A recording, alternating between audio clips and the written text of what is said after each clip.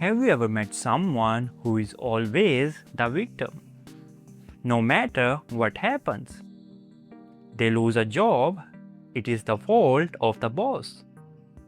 Their relationship fails. Their partner was toxic. They make a mistake and somehow you end up apologizing. At first, you feel bad for them. But over time, something feels off. What if I told you this behavior is not just bad luck or coincidence? It is a psychological pattern. And once you understand it, you will never see these people the same way again. This is not about blaming or judging anyone. Because here is the truth. People who constantly play the victim are not always doing it consciously. In many cases, it is deeply rooted in their psychology, their past, their fears, and their way of coping with the world. But if you don't understand it, you can get emotionally drained, manipulated, or even stuck in toxic cycles. So today, we are breaking down why some people always see themselves as the victim, what is really going on inside their mind, and how you can protect your energy without becoming cold or heartless. The core belief is the world is against me. At the center of victim behavior is one powerful belief. Life is happening to me, not for me. People with this mindset feel like they have no control. Instead of asking, "What can I learn from this?"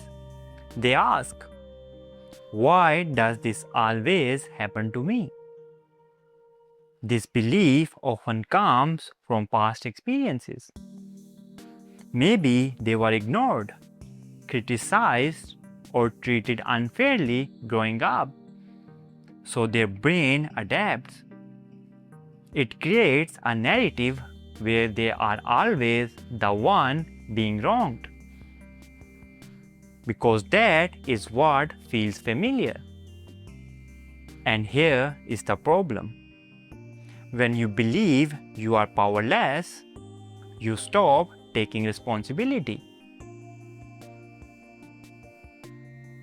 Hidden payoffs of being a victim. Now here is something most people don't realize.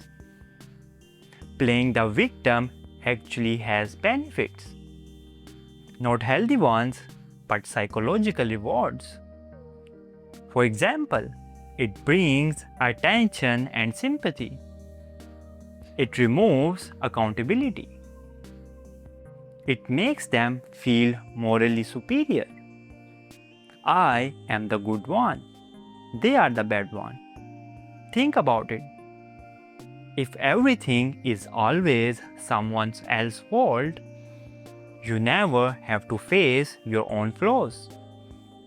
That is powerful.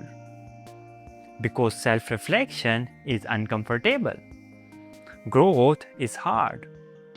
But being the victim, that is easy and emotionally safe. Emotional manipulation without realizing it. Now let's talk about something uncomfortable.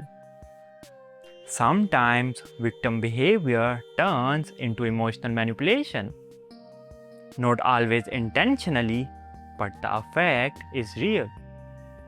For example, they exaggerate their suffering. They twist situations so they always come out as the hurt one. And slowly, you start feeling responsible for their emotions. You apologize when you didn't do anything wrong. You over-explain yourself. You walk on eggshells. That is not empathy anymore. That is emotional control. Even if they don't realize they are doing it. Why you keep attracting these people? Here is where it gets personal. If you keep encountering people like this, it is worth asking, why do I stay? Because victim-minded people often attract empathetic individuals, helpers, people who hate conflict. And at first, you want to fix things. You want to support them. But over time, it becomes one-sided.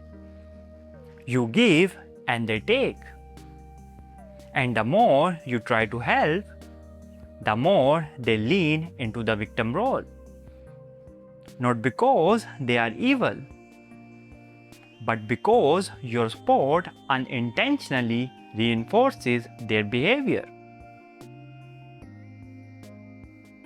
How to deal with them without losing yourself? So what do? You don't need to attack them. You don't need to expose them. But you do need boundaries. Here is how. Number 1. Stop over-validating their victim story. You can acknowledge feelings without agreeing with their narrative. Instead of, you are right, they are horrible, say, that sounds difficult. What do you think you can do next? Number 2.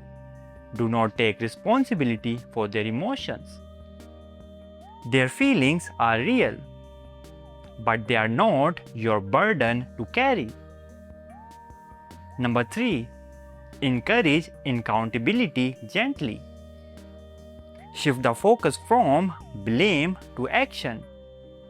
What can you control here is a powerful question. Number 4. Know when to step back. If someone refuses to grow, you can't force them. Protecting your peace is not selfish. It is necessary. The one thing to remember. Here is the one thing I want you to take away from this video. Victim mentality is not about what happened to someone. It is about what they choose to do with it. Two people can go through the same pain. One becomes stronger. The other stays stuck. The difference is ownership. So the next time you meet someone who always plays the victim, don't just react emotionally. See the pattern. Understand the psychology. And most importantly, don't let this story become your responsibility. And if this made you see people differently, or even reflect on yourself a little deeper, then you are already ahead of most. Because awareness is where real power begins.